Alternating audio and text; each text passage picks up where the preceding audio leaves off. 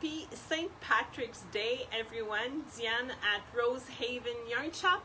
I'm in the basement in the classroom. Just finished the first session of this morning, and 1 o'clock the other group are coming, so we're having about 10 minutes together.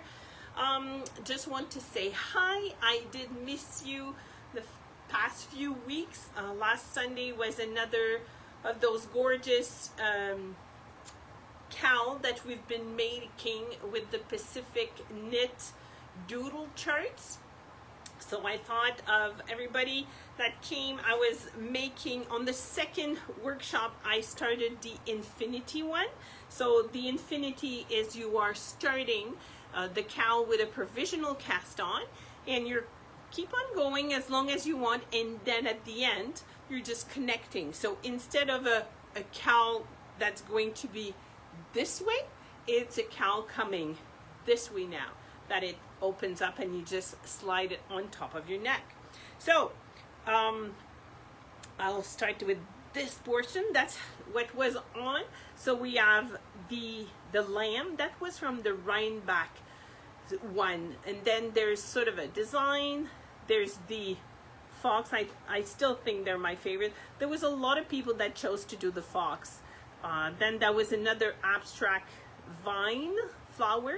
We've got bears, we've got X and O's, then we have moose, we have flowers, we've got butterfly, we've got snails or escargot, we've got mushroom, and for the one before last, I am a Snoopy freak, so I know this is not Pacific Knit, but I was able to find Snoopy, and so I was very happy to introduce him into the design. So the only difference is little collar. I did different color for the collar. Oh my goodness, I'm so happy and funny. But yeah, so there's 5 Snoopies, and then the last one was like a forest of trees. Yeah, so this guy is done. It does go sideways, and you just introduce it like this. So this is the infinity one that you can do the length that you want. So again, thank you so much. We did 2 days of workshop. It was packed both days. People came from Peterborough, people come from Toronto, and you know me and names. So, but yeah, thank you everybody. I did not recognize you all. I'm not super good. So there's people that, you know, I sort of knew their faces, like I know that person from somewhere, and then realized that person was at one of the workshops that I did in Belleville in November. So coming all the way from Toronto to come and spend the day. But yeah, it was tons of fun. We had good food. So the cowls are done. There's 3 for me that I made that are living at the store for a little bit, and I think until next winter. So super fun to do all those doodles. You just introduce, you can have different package, and like this one comes from many different package. It was cute because people did buy different ones. So I took the escargot it was from Kim from the first time. So did I think, anyway, it doesn't matter where they come from, but you can all mix and match because all the doodles are done on a 24 stitch count, so they all match together. So I was kind of just lucky that the Snoopy that I chose or found online was on a 24 count. On her website of the Pacific Knit, I did find a shawl that she's doing that I think is gorgeous, that it will be because it is a type of color work to be done, and I think in Leslie's yarn it's just going to be absolutely gorgeous. It was a good week to finish things for me. I did finish the Alanis, did put a cute little pocket of glittery little yarn to go in there. he's not blocked. He will benefit from being blocked for sure, because he's just going to, I think, drape more and just be nicer, because I did put it on, but he just needs to relax. So this one is done. The yarn that I'm putting in here is none that we have at the store. Is a yarn that I purchased years back, but he's made with worsted weight, which we do have a very nice selection of worsted weight. So that was called the Alanis, and it's from Isabel Smith. So yeah, so he needs to drape, and even the shoulder needs to drape more. So the weight of this, when I knitted it, it was nice and warm on my leg when I knitted it. So no, very happy, turned out beautiful.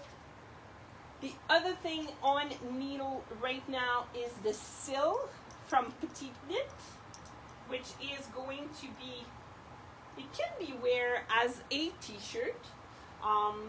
Just gonna bring it closer. There is a design, so I'll show you the picture. I'm stuck with the ball right there. There we go. Come here, sweetie. So this is what it looks like. Very cute. So we did, as you're doing the back first, you are protecting 5 stitches on each side, and this is where you're picking up the stitches to start and construct the front of it. But you can see, I call them mountain, and these are like seed stitch in between the mountains. Now it's going to be very, very pretty. It's called the Sill Slipover. So this one is halfway done. What else is coming up? Oh, this week I just needed I'm spending more time with my grandkids this week, so I wanted something that is bringable somewhere, that it is, I don't need to think a lot. I was gifted the everyday sock pattern from a friend, and never had time to cast it on. It's one that the back, and we can see from the picture right there, so there's the back of the sock is up a little bit. So it was a different type of doing them. So it's called Everyday Sock, and it's knitwear by Rachel. So I did cast it on with things I had into my bin at home. It's a yarn that comes from Montreal.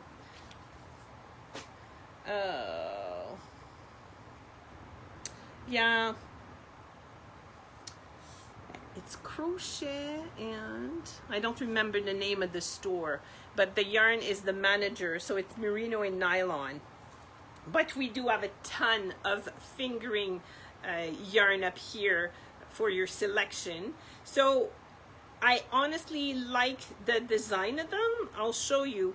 The picture is good, but as you're making it, it's like, oh, I didn't think that was coming. So there is sort of a lip for the back, because it will be an ankle sock, so there is a lip. It will flatten up. Right now it's kind of bulged a little bit, but it will flatten out when it's blocked. So that's the opening of your foot going in. But look at the back. I call it the wall when I teach the class of sock. So it is sort of the same wall that I'm making, except that there's one crisscrossing the other. So it does make a different, like a lozenges design for the back, but it still brings everything in, which I really like. It's the same. I call this the chocolate. This is when we turn. The rest is the same in the sense of picking up your stitches and doing your decrease, but the foot per se is like the wall that I love to do, which is knit and then a slip, a knit and a slip. So every second row, that's what you're doing for the body of the sock itself. So it is going to be, I think, snuggier to the foot. Yeah, I honestly, I was surprised from the picture. I didn't expect it, but yeah, so it was a nice, cute surprise. I'll probably have one done by next Sunday for sure, and I'll show you the result. The pattern calls for 2.25. In my own rules that I give for myself, normally socks are done on 2.75. I'm not a lazy knitter. I just want it to be done faster. So if I knit socks with 2.75, it's going to be faster. The pattern calls for 2.25. I told myself I refuse. So I'm not doing 2.75. I think it would be too big for this one, but I am doing them with 2.5. So yeah, so it is a tighter stitch than what I normally do, because like I said, I like the 2.75 for sock, but so far I like the result. It's a cute, yeah, it's like it's an ankle sock, but with that lip at the back. It's going to be interesting to see with the shoe how it fits. Other than that, I'm having fun. It's always nice to see you guys. Thanks again for the 2 days of wonderful people that I met and chat with. And keep coming to class. Gotta go. 2 more minutes and then the other class will start. On that note, have a beautiful St. Patrick's Day, and I'll see you soon. Bye.